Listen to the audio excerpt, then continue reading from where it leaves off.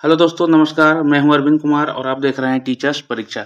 दोस्तों, आज के डेली करंट अफेयर में 30 जीके एमसीक्यूज रहेंगे, जो बहुत इंपॉर्टेंट होने वाले हैं दोस्तों। चलिए एक एक करके प्रश्न को आगे देखते हैं।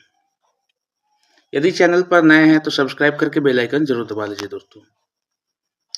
पहला प्रश्न है दोस्तों, हर साल राष्ट्रीय कृमि मुक्ति दिवस नेशनल डी वार्मिंग डे कब मनाया जाता है? तो दोस्तों, डी वार्मिंग डे जो हर साल 10 फरवरी को मनाया जाता है। तो राइट आंसर हो जाएगा ऑप्शन ए। दूसरा प्रश्न है दोस्तों, हाल ही में निम्न में से किस दिन विश्व दलहन दिवस मनाया जाता है, यानी वर्ल्ड पल्स डे मनाया जाता है? तो दोस्तों, प्रश्न का उत्तर यदि आता है तो कमेंट बॉक्स में जरूर डालिएगा। 10 फरवरी को दोस्तों दलहन दिवस, विश्व दलहन दिवस मनाया जाता है, यानी वर्ल्ड पल्स डे। याद रखिएगा दोस्तों, वेरी इंपॉर्टेंट क्वेश्चन है, आ सकता है। ऑप्शन सी राइट आंसर होगा दोस्तों। तीसरा है, हाल ही में केंद्रीय बजट में दिया है इंश्योरेंस सेक्टर में एफडीआई का सीमा को 74% से बढ़ाकर कितने प्रतिशत किया गया है? तो दोस्तों, 74% से बढ़ाकर 100% तक कर दिया गया है दोस्तों, एफडीआई की सीमा को बढ़ा करके। तो राइट आंसर हो जाएगा ऑप्शन डी।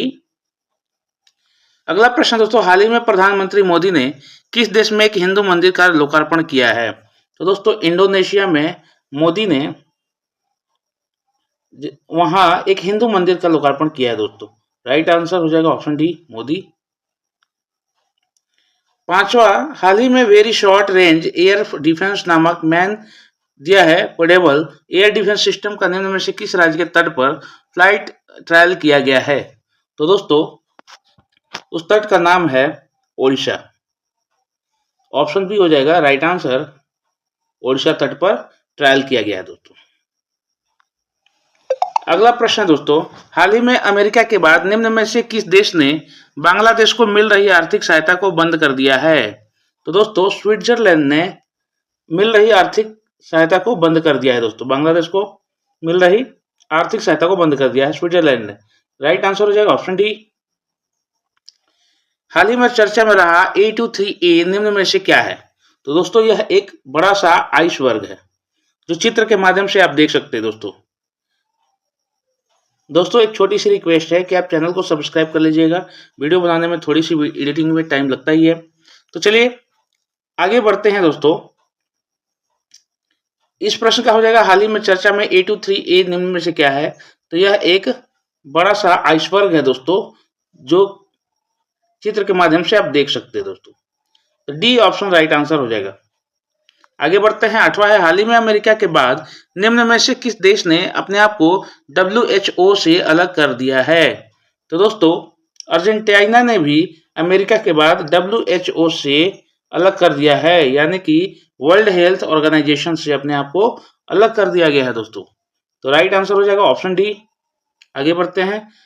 नौवां है, जल जीवन मिशन योजना जिसने 2019 में लॉन्च किया गया था, उसे किस वर्ष तक बढ़ा दिया गया है?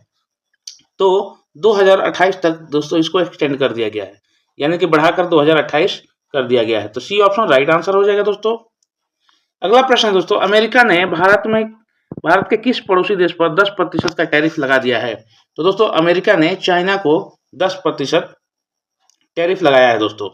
तो राइट आंसर हो जाएगा ऑप्शन ए, चाइना, चीन। हाल ही में समुद्रयान प्रोजेक्ट को 6,600 करोड़ रुपए आवंटित किए गए हैं। यह प्रोजेक्ट किस मंत्रालय के अधीन आता है?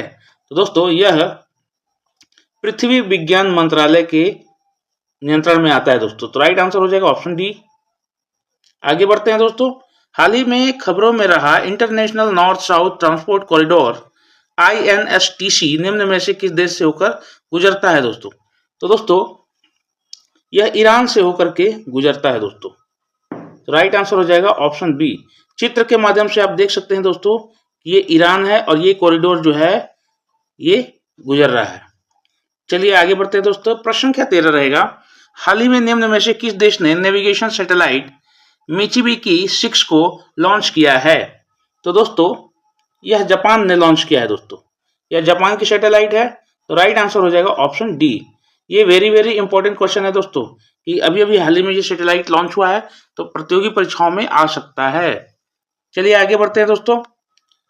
14 है, हाल ही में निम्न में से किस देश ने माउंट तारांकी को एक लीगल नागरिक का दर्जा दिया है। तो दोस्तों न्यूजीलैंड ने ऐसा किया है, उसने एक माउंट को लीगल नागरिक का दर्जा भी दे दिया है दोस्तों। यानी उस नाम से पासपोर्ट वीजा जो भी कुछ होगा ये सब कुछ आधारित उस पर दिया है। राइट आंसर हो जाएगा दोस्तों ऑप्शन ए। 15 है दोस्तों, निम्न में से किसने हाल ही में श्रीलंका और मॉरिशस में यूपीआई को श्रीलंका के राष्ट्रपति और मॉरिशस के प्रधानमंत्री के साथ संयुक्त रूप से लॉन्च किया? तो दोस्तों प्रधानमंत्री नरेंद्र मोदी ने। ऑप्शन सी हो जाएगा दोस्तों राइट आंसर, ऑप्शन सी प्रधानमंत्री नरेंद्र मोदी। अगला प्रश्न है दोस्तों, हाल ही में न्यूक्लियर पावर कैपेसिटी को 100 गीगावाट तक बढ़ाने का लक्ष्य किस वर्ष तक रखा गया है? तो दोस्तों 2047 तक यह वर्ष रखा गया है, एक्सटेंड करके इतना लक्ष्य रखा गया है कि 2047 तक 100 गीगावाट तक बढ़ा दिया जाएगा। तो ये संभावना है दोस्तों। तो ऑप्शन सी राइट आंसर हो जाएगा 2047। 17 है, हाल ही में आर्टिलरी बम्बार्डमेंट की वजह से खबरों में रहा अफ्रीकी देश दक्षिण सूडान की राजधानी निम्न में से क्या है? तो दोस्तों सीधे तौर पे देखा जाए तो कह सकते हैं कि दक्षिण सूडान की राजधानी क्या है? तो दक्षिण सूडान की राजधानी को दोस्तों जुबा कहते हैं, उसका नाम जुबा है। तो राइट आंसर बी हो जाएगा। 18 है, हाल ही में एनटीपीसी ने आधुनिकतम CO2 बैटरी को किस राज्य की उदगी में प्रदर्शित किया है?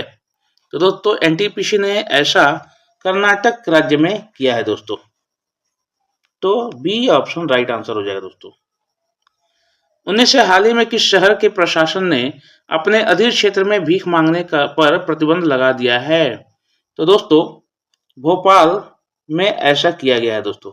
भोपाल शहर में प्रशासन ने उसके क्षेत्र में भीख मांगने से प्रतिबंध लगा दिया है दोस्तों, नहीं तो कार्रवाई करने की घोषणा की है। तो राइट आंसर हो जाएगा ऑप्शन सी। प्रश्न संख्या 20 रहेगा, हाल ही में किस मंत्रालय ने सरकारी मोबाइल फोन्स पर AI एप्लीकेशंस को इस्तेमाल नहीं करने को कहा है? तो दोस्तों किस मंत्रालय ने? तो वित्त मंत्रालय ने दोस्तों ऐसा पहल किया है और वह जागरूकता के लिए अपील किया है उसने दोस्तों। तो राइट आंसर हो जाएगा ऑप्शन ए वित्त मंत्रालय ने। 21 है, भारत दुनिया के मोबाइल फोन्स मैन्युफैक्चरिंग में कौन सा स्थान रखता है?